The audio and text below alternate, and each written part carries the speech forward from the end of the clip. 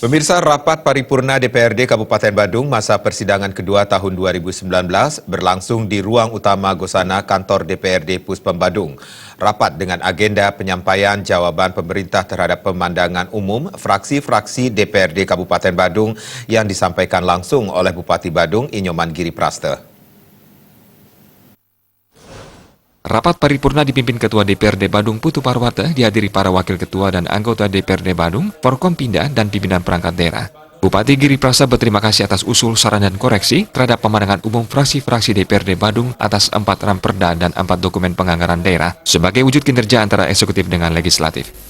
Dikatakan pemerintah Kabupaten Badung tetap akan memprioritaskan kebutuhan dasar masyarakat pada tahun anggaran 2020 mendatang. Kebutuhan dasar tersebut diantaranya pangan, sandang, dan papan, pendidikan dan kesehatan, jaminan sosial dan tenaga kerja, adat, agama, tradisi, seni dan budaya, serta pariwisata lengkap dengan infrastrukturnya. Terkait pendidikan akan terus melakukan pembangunan sarana dan prasarana pendidikan sekolah di daerah yang membutuhkan, tentunya tetap berkoordinasi dengan pemerintah Provinsi Bali.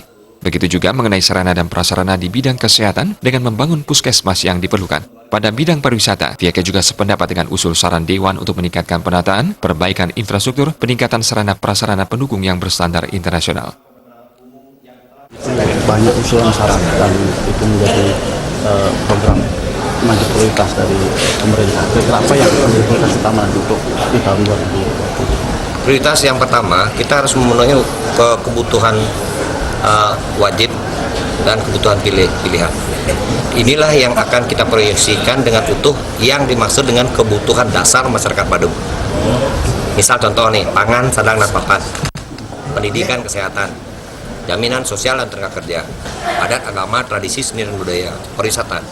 Ini termasuk lengkap dengan infrastrukturnya. Inilah yang dimaksud dengan kebutuhan dasar. Maka kami tidak mau satupun kebutuhan dasar masyarakat Badung ini tercecer. Dan saya juga berterima kasih dengan usul saran dan koreksi daripada Dewan. Ini adalah merupakan wujud kinerja kita antara legislatif dengan eksekutif. Dan berbicara juga tentang rapat konsultasi yang sudah masuk pada tatanan mekanisme perundang-undangan. Ketua DPRD Kabupaten Badung Putu Parwata mengatakan kerjasama yang baik antara eksekutif dengan legislatif terkait dengan berbagai kebijakan yang strategis diharapkan APBD Kabupaten Badung dapat lebih baik pada tahun 2020 mendatang. Jadi kembali ditegaskan oleh pemerintah bahwa pemerintah ingin bekerja secara realitas, ya, sesuai dengan kemampuan potensi daerah.